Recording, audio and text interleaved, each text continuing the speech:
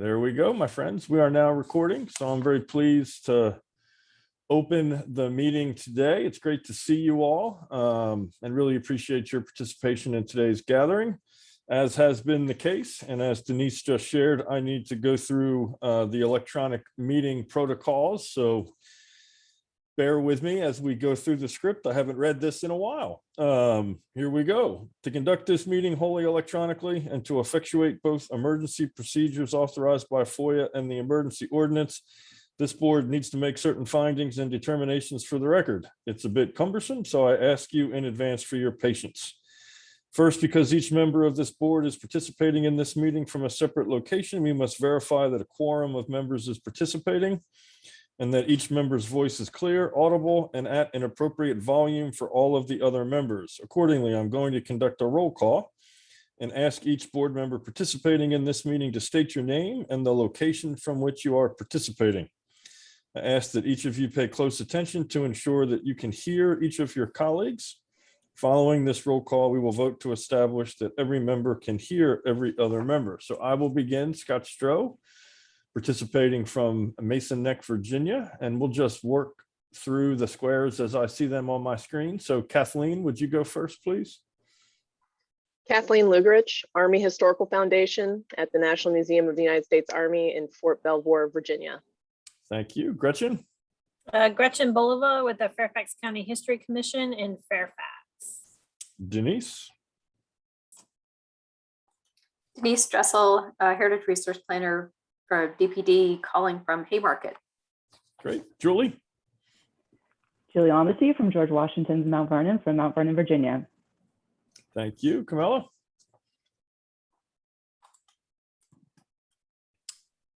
Kamala Spear, Supervisor Stork's office, Mount Vernon, Virginia. Thank you. Liz? Hi, this is Liz Maurer. I'm with the National Museum of the United States Army, and I am calling in today from Bellevue, Virginia. And Patrick?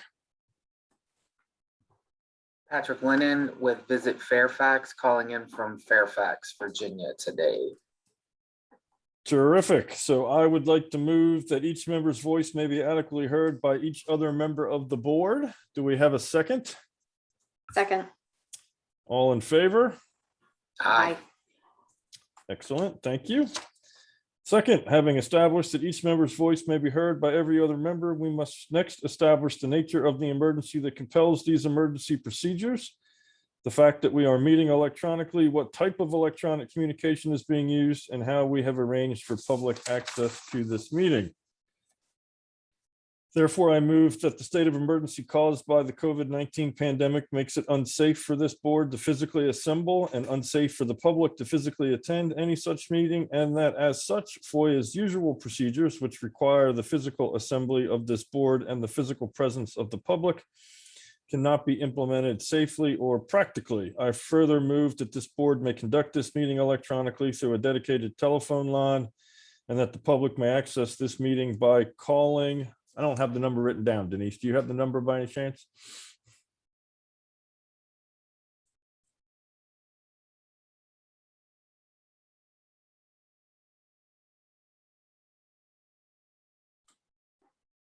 I can try to find it. Yeah, no, I've got it. Sorry. 1-301-715-8592 and entering event number 863-026-8374. Terrific. Thank you. It is so moved.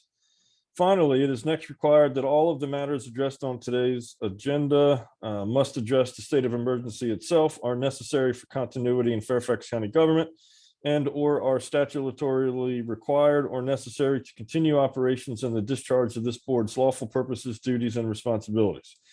It is so moved. All right. I think that covers everything, right, Denise? Awesome. Just a thumbs up from everybody. Thumbs up. Great. Thank you. So I, again, appreciate everybody coming together. A couple of things I wanted to make sure we discuss today. I just want to make sure we spend a few minutes and all are on the same page and have the same collective understanding about what we were very fortunate in being able to achieve this summer. and what some of the next steps are. And then, as I noted in my email, we have a particularly important opportunity to talk about who else we would like to propose for inclusion on this committee. And before doing so, with Camilla here, I just want to acknowledge not only you and Christine, but Supervisor Stork for his continuing leadership and support of this effort. We had a number of really exciting successes led by Supervisor Stork this summer, which I shared via email, but just so we're all on the same page at this point, by way of just brief reminder, we were able to very successfully present all of the recommendations that you all were kind enough to help develop to the Board of Supervisors in July. And it was met with an overwhelmingly positive response. There was subsequently board action authorizing moving forward with the key recommendations contained in that report.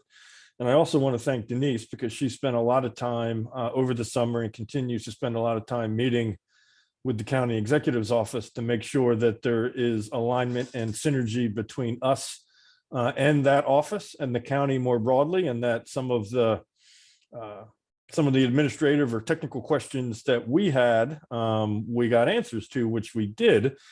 So the key recommendations that we're in a position to move forward with are that this existing work group and its current membership will transition into the Fairfax County 250th Commission, and that we will work to identify and appoint additional, or we won't appoint, but we'll identify and recommend additional members to be appointed by the Board of Supervisors to the commission. They also authorized the creation of the committee structure as we recommended.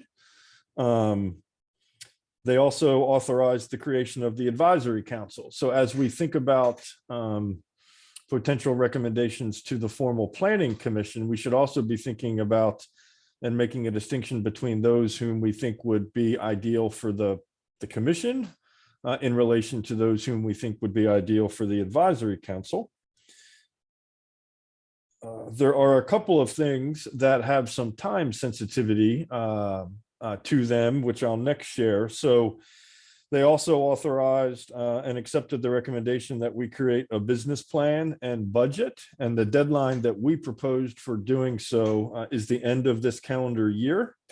The same is true for a community-based countywide survey of residents to get some feedback and perspective more broadly from the county. And that has that same deadline at the end of this calendar year. And then the other time sensitive recommendation is to develop a marketing and promotional plan, but we identified a deadline of April 2022 for that. So we have a bit more time. And then of course, more administrative recommendations such as presenting a semi-annual report to the board and monthly financial reports to the board. This summer, we were also very fortunate and most appreciative of an allocation, which I think, Denise, correct me if I'm wrong, will be officially voted on coming up on October 19th, but an allocation of $20,000 as seed money to get the work of the commission moving forward in anticipation of a larger request next year. I saw Denise shaking her head, so I think I got that date right. So really just want to again extend my thanks to all of you for your great work. It was a very well articulated, developed report with some really exceptional, I think, recommendations, and congratulations and thanks to all of you for being so helpful, and of course to the supervisor's office, and really Chair McKay, Supervisor Lusk in particular, spoke very eloquently in support of this effort, and there were others, and just very pleased to be in this position of moving forward. So some of the questions that Denise has been kind enough to be working through on our behalf with the county exec's office have really focused on whether or not we could in fact continue meeting until the additional members were identified and appointed. And my understanding is that there is at least a possibility of some new members being appointed at that same October 19th meeting. Is that correct, Denise? Yes. So we wanted to make sure we understood the process going forward. And Denise was kind enough to get confirmation in September that we could meet in advance of those additional appointments. That's one reason why there was a bit of a lag time while we were working through the Board of Supervisors action and getting some interpretation about what we could or could not do. So appreciate everybody's patience in that regard. Denise, is there anything that you would like to add to the overview that I've just shared? You've really been doing a lot of the legwork and working directly with the county executive's office and the budget office about next steps. I'd welcome your thoughts. So the two things that I identified that we probably want to discuss today that I didn't necessarily hear you specifically say is one, that we never got a representative from George Mason University. And I wanted to pin that because that was in the original board matter. And, if that's still something that it hasn't gone away. So I think it's still an outstanding matter that we have to address. And then there were also agencies that we had, as a work group, recommended that we need to get before the board for additional staff capacity. So Park Authority is one of them, and Celebrate Fairfax was the other off the top of my head that I specifically remember. But if there are other agencies that you all can think of that would be county agencies that would be beneficial to have for staff capacity, we ought to discuss those. Sure. And before we transition into talking more about that, just want to open the floor for any questions or comments about where we are at this point and what occurred over the last half of the summer. Any questions from y'all about anything that Denise and I have shared? Or Camille, anything from the supervisor's perspective that we want to make sure we also bear in mind that you would like to share? No, not that I can think of. Thanks. Okay, awesome. Questions from others? Scott, can I just clarify? So everybody in that initial board matter is going to transition to this new group with some additional people that the supervisors will either just appoint or we're going to recommend to them.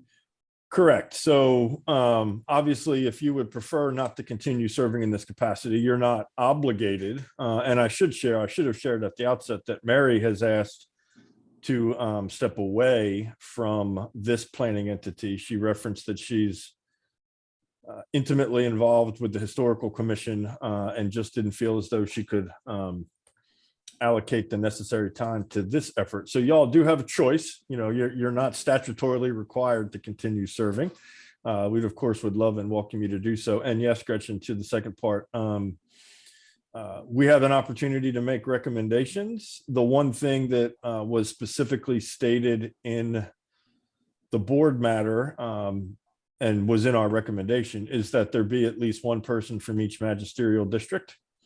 And I know from what Denise has shared that some of the supervisors are already identifying folks that they think would be important perspectives and be good to join. But we've also been asked and invited to make some recommendations. So we've got that opportunity to do so as well.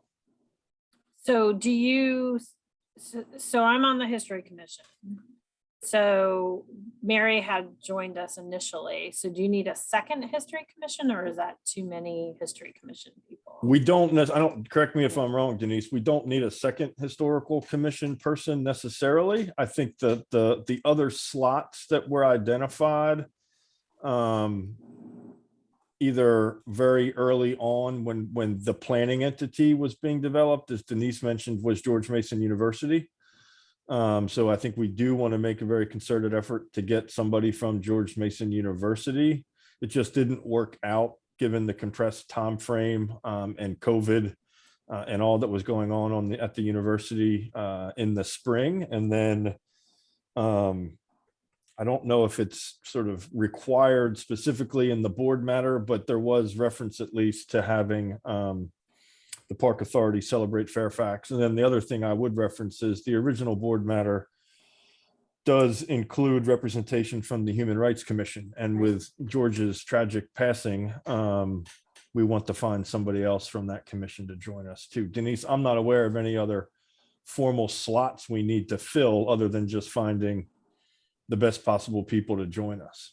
Right. No, Scott, you covered it. And just to let you know, I've reached out to the Human Rights Commission and to the History Commission to see if they, well, the Human Rights Commission, we do need replacement for George Albert, sorry, we're thinking of his last name, and the History Commission to see if they wanted to fill that second spot for the History Commission. So, and those would they wouldn't necessarily be appointed because they are represent their slots, if you will. They represent, but the other individuals we could recommend to the board for appointment. Now, help me understand one clarifying question, Denise. Just I think will help us all better understand, and apologize for the phone ringing in the background. As part of making our recommendations to the board, do we need to have confirmation from those whom we are recommending that they will serve? I know when we were looking at this at the Commonwealth level, there was a process and there was a protocol we needed to follow. Is there anything specific to the county that we need to make sure we follow as far as making the recommendation? That's a good point, Scott. I don't know of any official process or protocol. I would recommend checking with those people before you put their names forward to, and what will happen is the list that this group compiles, I'll pass on to the Chairman McKay's office, and Chairman McKay's office will reach out to each individual supervisor's office for those people's districts. So Okay. From Mount Vernon or wherever they reside, as a suggestion for representation from those districts. Okay. That's my understanding of the process. But I would, I can defer to Kamala, yes, and see if that's what she understands. I know that would be helpful to some of the offices. I know even our office is struggling with who, but I also believe, and I'm a little behind the eight ball on this myself, but the request has already gone out from the chairman's office to the board offices asking us to submit names by October 1st. So I believe that anything you know what I mean? I think we're out of time. Out of sync here. Oh, that's funny. So I can double check with Lindsay. I thought we had till the end of this week to get recommendations, which is why I've got the call into both the History Commission and the Human Rights Commission. So maybe it's just a timing thing. But I guess the other piece is, it's my understanding that we need a fairly large group of people to do all the different committees. So I think getting 9, and I don't know if the chair's office is recommending one or not, but getting 9 that are specifically representing the districts, and then recommendations from you guys that wouldn't necessarily be district representatives, but hopefully are scattered throughout the county, probably isn't too big a number, would be my initial thought anyway. So I don't know whether that level of coordination is needed, whether we just don't have a list coming from you all and the list coming from the supervisor's office. And then I guess if they're too big, we could always redo it. And sometimes we don't get the recommendations from the supervisor's offices, depending on whether they can come up with who that person should be, or maybe. And I would assume, and again, correct me if I'm wrong, I would assume from a procedural perspective that no matter who gets formally appointed on the 19th, for instance, we can always appoint other folks subsequently. Or the board can appoint people at another meeting. I was going to say, I would think the answer is yes. I'm sure over the next several years that membership is going to have to shift and change, right, potentially. But it probably would have to go through the formal board process. Sure. But this isn't the only crack we get to propose names for the. I think that's. It was just difficult with schedules without knowing if we could actually meet or not meet, and Denise was doing great work, but it was a pretty compressed time frame. Yep. And I'm not being critical in saying that. I just know that everybody's schedules were such that we just couldn't really get together before now. But we can figure that out. Other questions before we? So we have had other suggestions made over the course of last spring and summer, which I know Laura sent me an email echoing and continuing to endorse some folks that she had recommended last spring. And I actually did not print out that email, but I think those were folks that we discussed at that time and all thought would be worthy and important additions.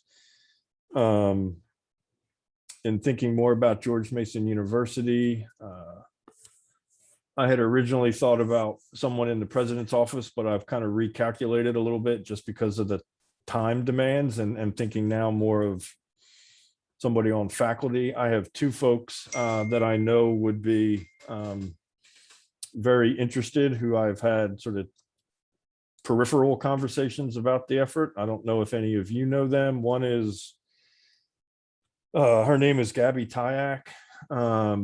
She is in the history department. She's former curator at the National Museum of American Indian. I never get phone calls and it's ringing like 4 times. And she's just joined faculty in the history and the public history department. She's a member of the Piscataway tribe, so we would get some indigenous representation, which I think would be a good thing. We've begun working with her on a number of projects here at Gunston. There's also a gentleman with whom we have been working by the name of George Oberly. Some of you may know him. He's in the library and also leading the new initiative at George Mason University focusing on Mason legacies, which is an interesting initiative focusing on diversity and inclusion issues. Those are the two folks that come to my mind. The other individual is actually someone who, not at George Mason University, but another name that I had on my short list is actually somebody that George put me in contact with this summer. Woman by the name of Lydia Lawrence. Don't know if you know her. Lydia is very involved with Fairfax NAACP and chairs their Environmental and Climate Justice Committee. And I think that George highly recommended her. And I've had a couple of very productive conversations with her. And actually we participated in an event up at Justice Park in Falls Church with her a couple of weeks ago. And I think that she would be a welcome and important addition. I don't think I know anybody at Celebrate Fairfax, so I'll defer to others about that. But at this point, happy to answer questions about the few folks I have just recommended, but also very open to your suggestions for others that we would like to at least put on our short list if they're, and we can get those to Denise by the end of the week. I think your suggestions are brilliant. And the president and CEO of Celebrate Fairfax, Ashley Morris, I sit on their board, so I've kind of kept her abreast of what it is that we've been talking about, and potentially having a signature event, and she's extremely interested. So I think it's just a matter of whoever decides, who our point person outreach is. Like she's just waiting to hear from us at this point. So I think we can fully expect her to support this in any way that we ask. Okay. Thank you.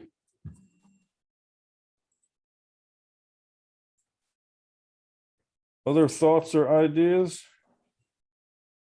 Just, Sky, I was thinking in terms of like not specific people, but groups that should be included, like arts, music, whether that's symphony, band, something like that. Chamber of Commerce. Some of the different ethnic communities, like the Korean community, have a very strong outreach component. And so to look to those different organizations, the arts, And Patrick, it's an arts commission or?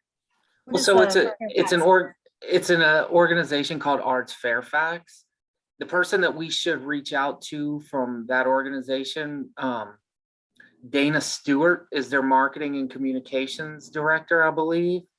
She's wonderful. And I think she has the logistics down and how to communicate out to all the other arts organizations in the county that they have contacts with. So that would probably benefit us in terms of just communicating out our message through their office. But they are the overarching arts organization for the county. So I think that would be a wonderful addition as well. That's a great thought. And I mean, the Workhouse Art Center comes to mind immediately. But again, I want to be sensitive to geographic representation. And obviously, they're down here in Mount Vernon district. The other question that occurred to me, is it appropriate to have a school board member or somebody from public school? Or is there any reason, Denise or Camilla, why we shouldn't have somebody from another county body like that? No, I think I'm not sure about the school board member. Camilla, would it be a staff member or a? It's a good question, but it Yeah. does seem like to get the school system involved makes a lot of sense. Right, right. I would, admin feels more right to me than a school board member Right. for distribution of knowledge. I can reach out to Chairman McKay's office and see how we might interface with schools. Okay. I also think it'd be great if we could find a high school student who would bring that perspective, someone who could represent sort of the teenage demographic. Don't we have that on our committees? Didn't George recommend some kind of youth? He did. Yeah. He did.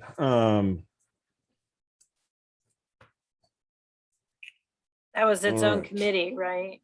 Was the, Other thoughts or ideas for either affiliations or individuals?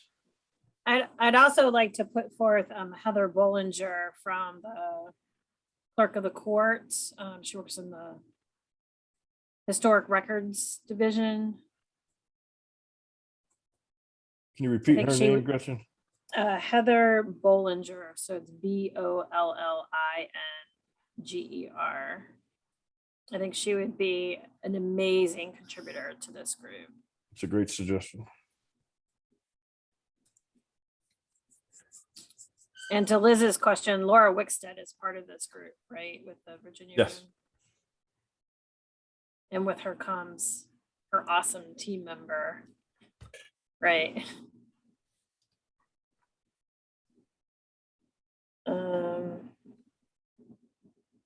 What about the park authorities? Anybody know anybody at the park authorities they would particularly recommend?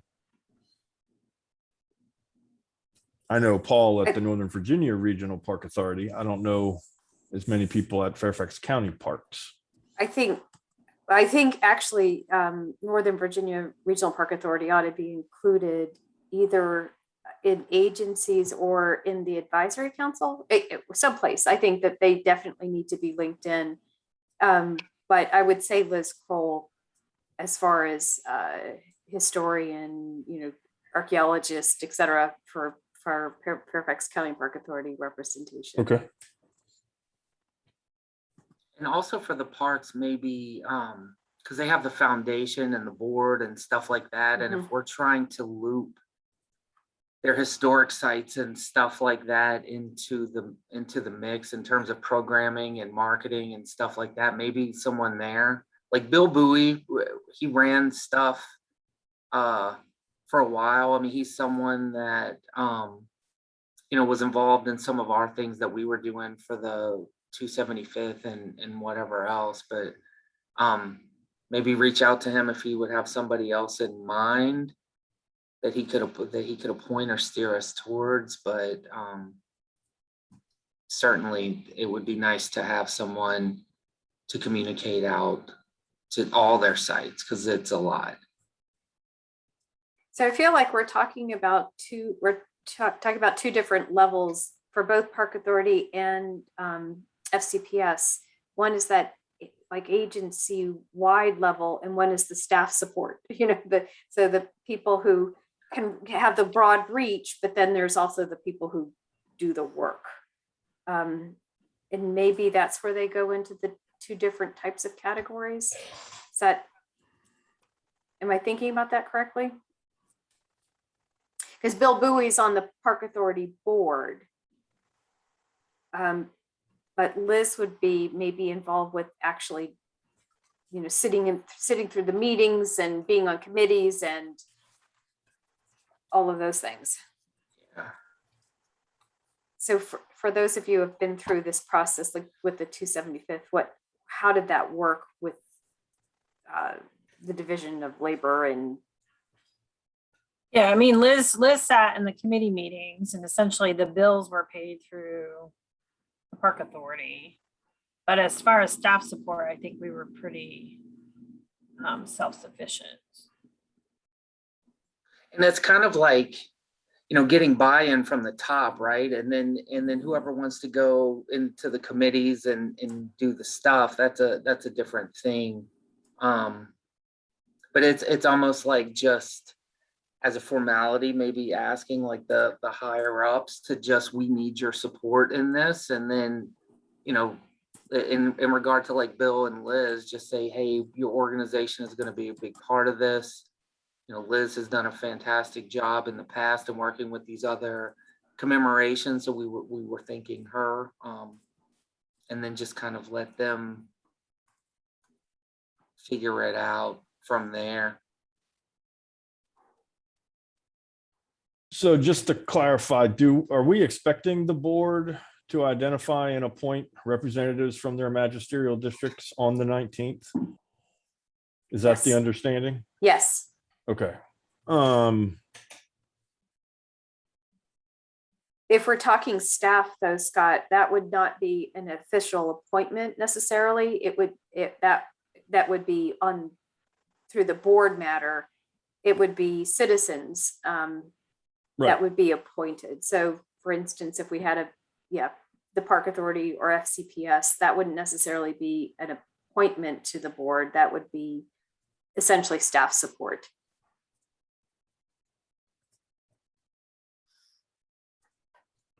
Say that again. I'm not sure I understand that. They would not be on the planning commission itself? It wouldn't be, how do I say this? They would be staff rather than a commissioner. Yes, that's right. They would be staff rather than a commissioner.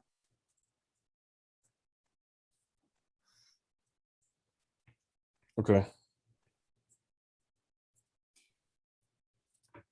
This is going to end up being a really big group. Yes. Yeah, I don't think we want it too big though. Yeah. That's why we have, the committee structure is such that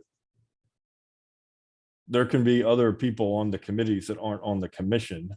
And we also have the advisory council. So I don't know if we want the actual 250th commission to be too unwieldy, or it'll be really difficult to get anything done.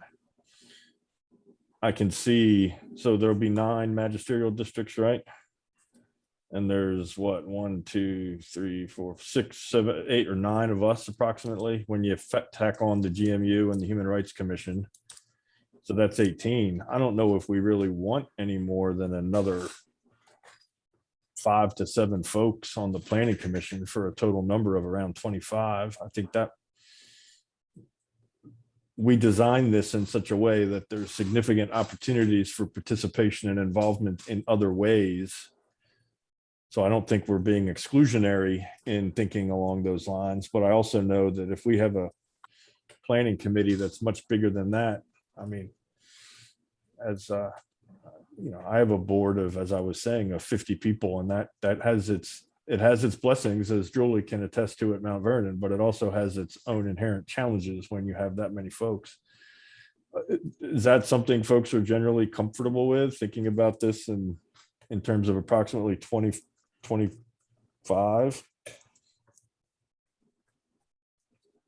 I'm not hearing. I think any that's on the upper scale. I Yeah, mean, at most. Well, then maybe that eases the pressure a little bit, because I admit to feeling a little pressure as far as getting recommendations in time, particularly since we have to talk to people. So 9 of us, 9 magisterial districts.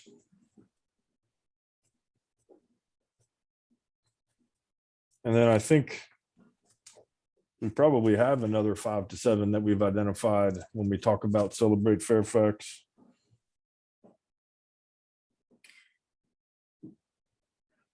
And because, you know, it'd be nice to include the community college as well, but. yeah, I had Nova on my list, but Yeah.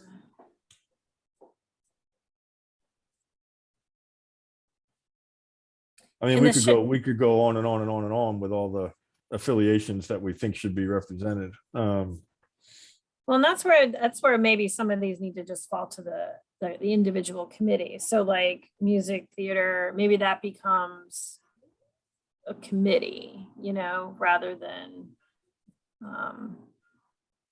the steering committee.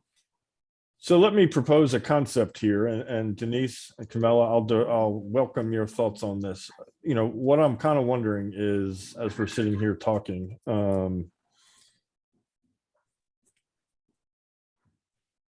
we don't know who is going to be identified by the supervisors to represent their specific magisterial districts.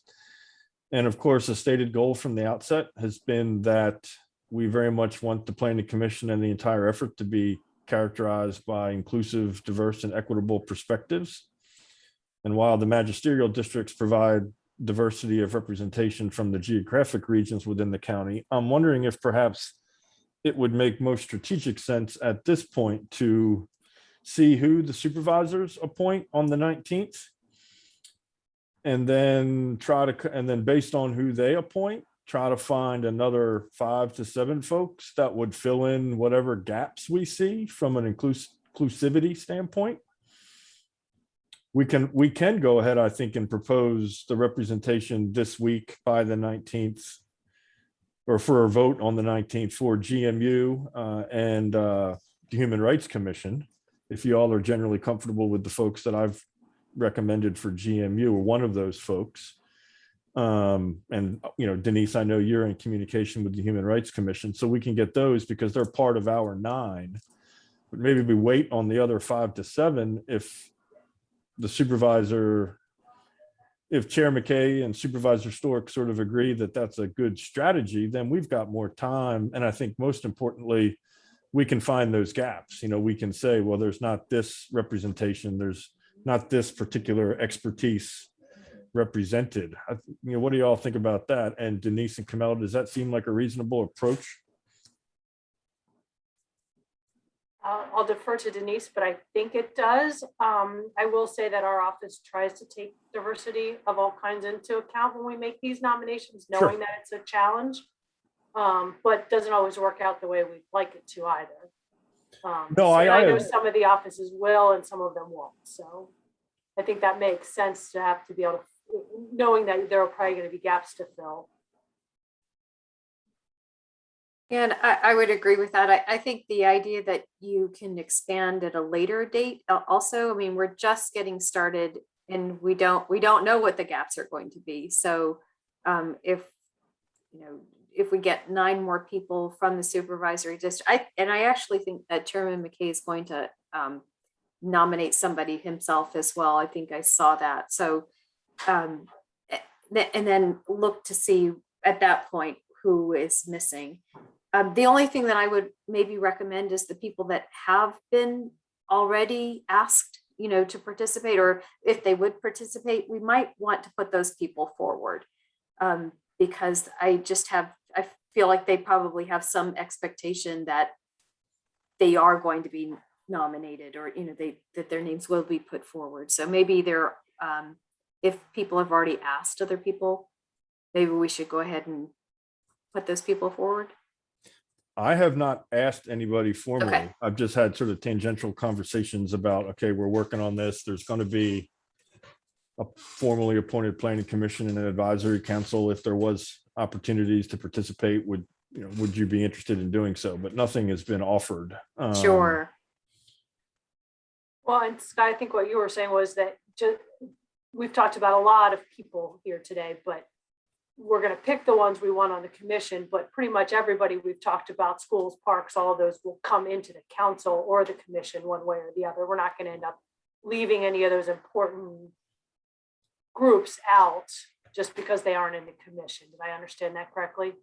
Yes, I think that's exactly 100% correct. Okay. And the other piece is, I assume that the chair's office is just going to put these names forward as our regular monthly appointments to commissions. So the board actually makes appointments every month to the variety of board commissions, and it's usually the second board meeting of the month. So I would assume that it would be logical that every time we make a set of appointments at a board meeting, new appointees could be made to this commission. So I think you're right. Maybe it's the November board meeting that you appoint the rest of the commission. Well, I think that's the way to go. I think that gives us a bit more time, maximum flexibility, and also an opportunity to be a little more strategic in filling the gaps, as we've said. And just to reaffirm, knowing that the committee structure and the advisory council provides significant opportunity for other participation in other ways.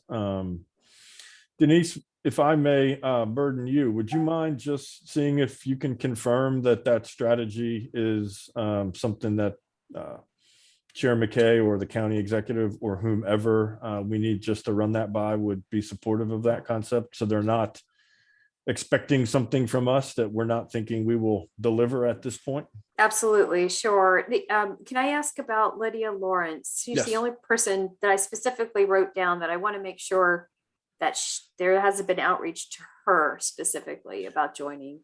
No, Okay. not that I'm aware of, Okay. unless George at some point had a conversation with her. We have talked about, I have talked with her generally about the 250th, but not about, serving, or certainly not any invitation to serve. I think Okay. she would be, honored and more than happy to do so if asked, but she has not been asked yet. Do you happen to know if she's on the Human Rights Commission? I don't know. Okay. And I've not had a chance to look that up, actually. Okay. Thank you. If she But- is on the Human Rights Commission, then that's That's, too that's what I was thinking. I'm hoping. That's what I'm hoping. So, but yes, I will go back to Chair McKay's office and run this scenario by them. I think it's fine though, Scott. It sounds like a plan. all right. And if you have time, maybe can you see if she's on the Human Rights Commission? Yes. I'll try to look that up too. Yeah.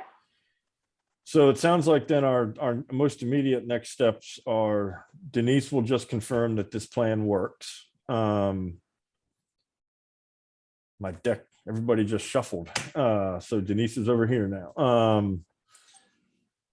I am probably leaning towards Gabby Tyack from George Mason University, unless there's any dissenting opinion. I think, one, I've been incredibly impressed and really enjoyed working with her, and I think the Indigenous perspective would be good to include.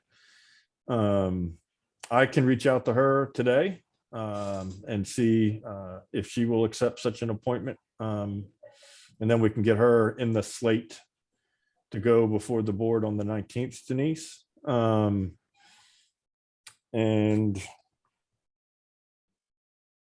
if Lydia is on the Human Rights Commission, then that's perfect. If not, we just need to wait and see who else that commission may recommend, but they can go on the slate.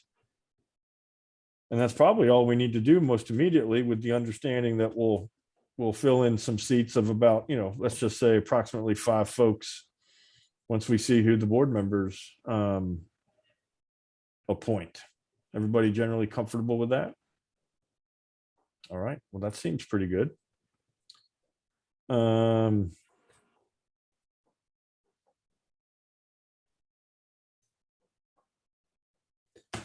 Anything else we want to make sure we discuss why we're here together?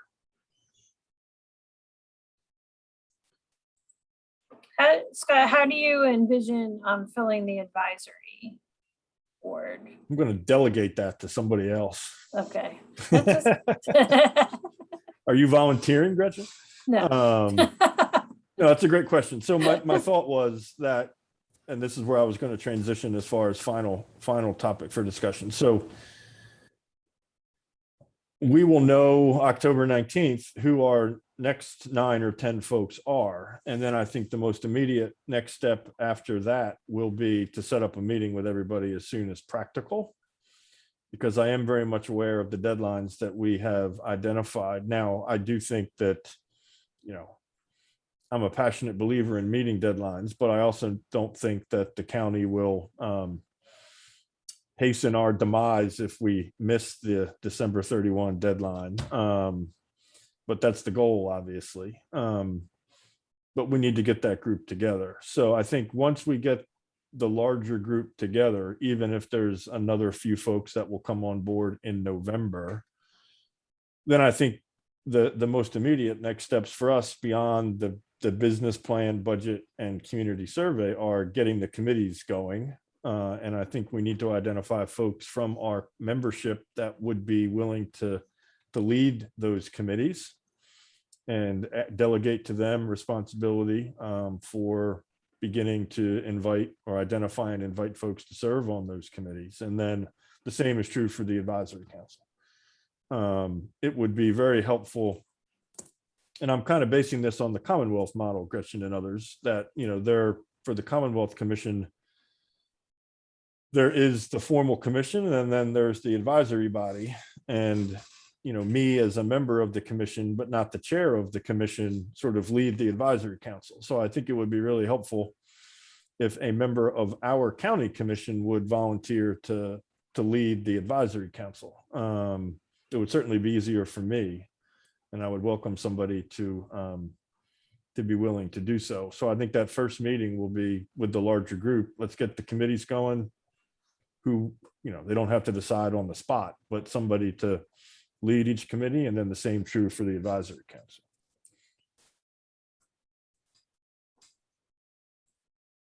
I have a question about the money. Yes. Where's it gonna live? Once they give us the check, where does it go?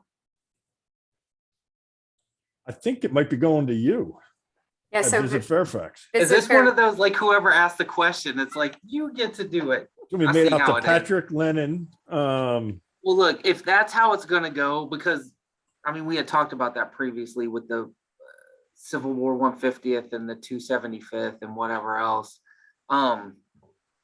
If you could be so kind, maybe probably Scott, is shoot Barry a message and let him know. So Visit Fairfax was identified as the fiscal agency, Patrick, in the board matter in July. I know. I just need someone to re-emphasize to our CEO. Okay. Just let him know I did not get us into this, that it was recommended by us. He'll do it, but, and I've done it before. I mean, we are used to spreadsheets and accounting and all that stuff, but you all had mentioned, like, there'll be report outs to the board about budget and stuff like that. So what does that look like?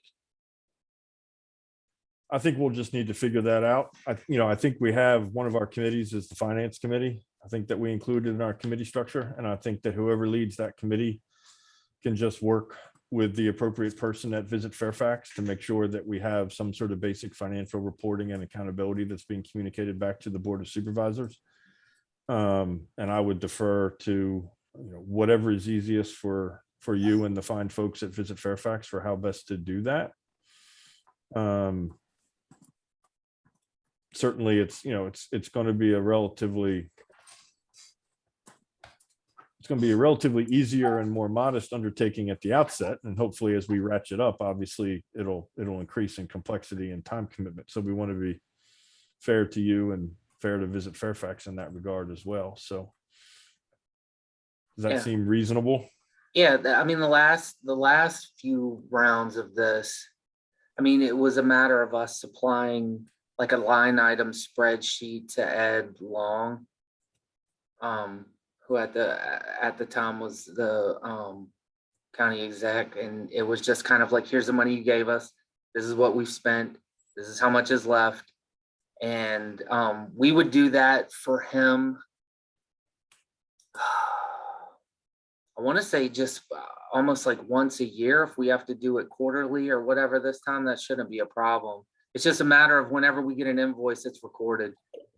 And it's just kind of that simple. The key is just keeping up Right. throughout the whole process. So No, that makes sense. And Patrick, maybe you and I can talk offline about the best way to communicate with Barry. So I'm doing it in a way that just be you. He loves you. Just say the supervisors wanted us to do this and you were identified. You've done it in the past. Love, Scott. That's all you gotta say. All right. Okay. So I guess the final step then is, Denise, I think most importantly, we should probably flag our calendars to have a conversation, on October 19 after the board meets, or October 20, so we know and have the new roster and can get another meeting of the larger group on the books pretty quickly. Thank you, Kathleen, for joining us. So do you want to set that one up and just send me a meeting invite? The afternoon of the 19th would be better if that works for you. So Board appointments will probably be made in the morning, but I don't often, there's not typically a report out until the next day, Scott. So all right, then I'll defer to you for. yeah. I have pretty much an all-day commitment on the 20th, so maybe if we can set something up for the 21st. Yes, I can do that. Like first thing in the morning, like 8:30, something. Yeah, like that's that. fine. That's Okay, we'll just do a touch base, and that actually gives me time to get that board matter.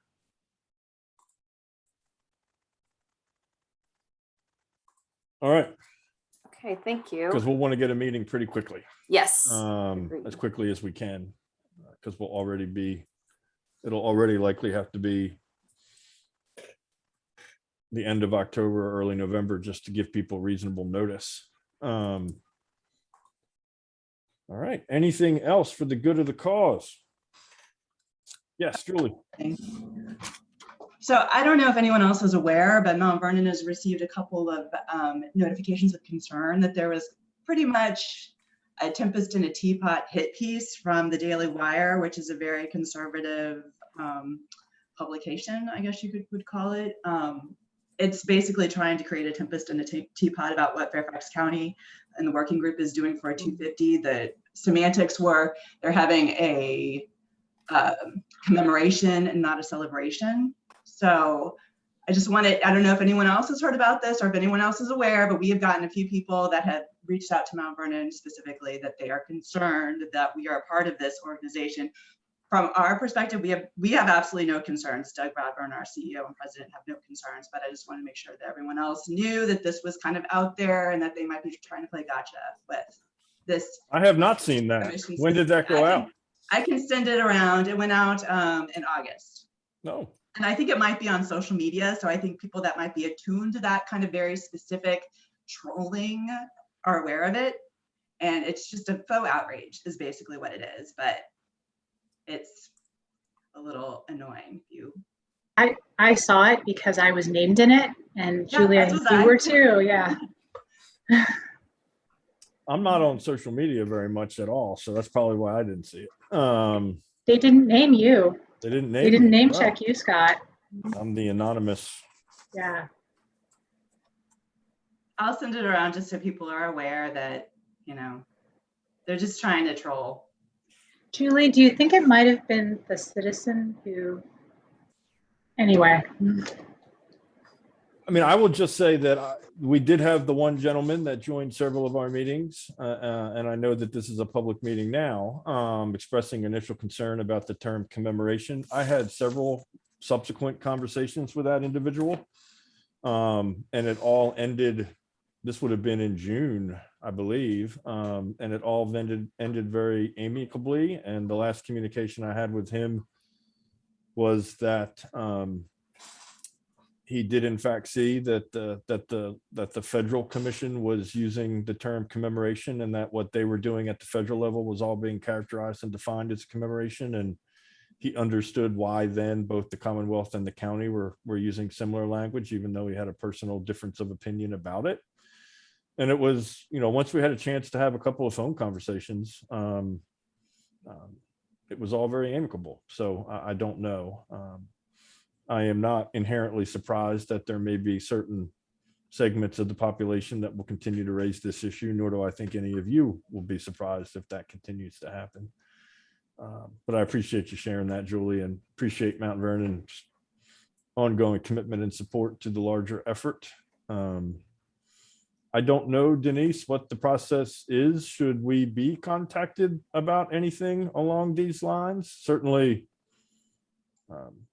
I would imagine that if any of us are contacted by a member of the media about this, we should direct them to the county public affairs office. Yes, exactly. That's exactly. I mean, Scott, you can, if you wanted to appoint a spokesperson for the group that you felt comfortable with, and I can check with public affairs about, we could do that.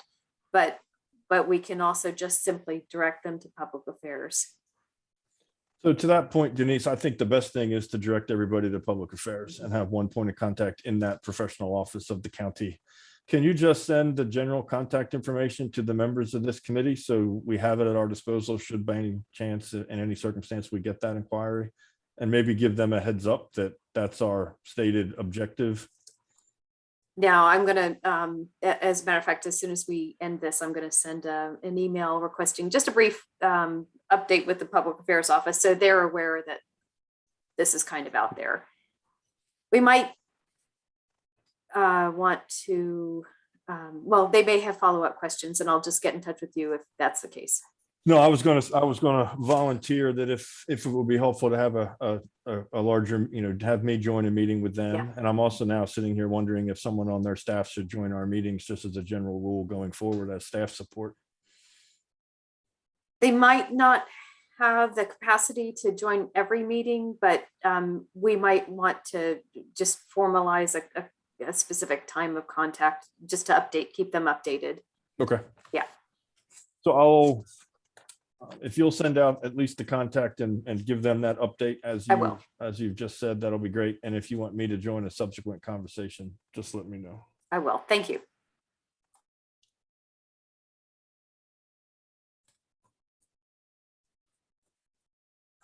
All right. No, I'm really glad you raised that, Julie. Thank you. That's good for all of us to be aware of, and obviously helps clarify what we can and should do if we get such an inquiry going forward, which is important. Thank you. Anything else? All right. So Denise, I will just communicate with you once I hear back from Gabby. I'll give her a call or shoot her an email this afternoon and at least be able to confirm her. Otherwise, we'll just see what happens on the 19th. And if for whatever reason there's a sentiment that the strategy we've articulated today is not ideal, let me know and we'll recalibrate to the extent that we're able. Well, the fact that the offices were supposed to have the nominations in by today, which I was not aware of, I think they've got it under control better than I was aware. So I think we're in good shape. I think we are. All right. Anything else? We're at our 2 o'clock. Well, again, thank you all. I'm excited about continuing to benefit from your collaboration and perspective and expertise. It's going to be an exciting next couple of years, and just most thankful and appreciative of your service and your support. And we are adjourned. I'm going to stop recording.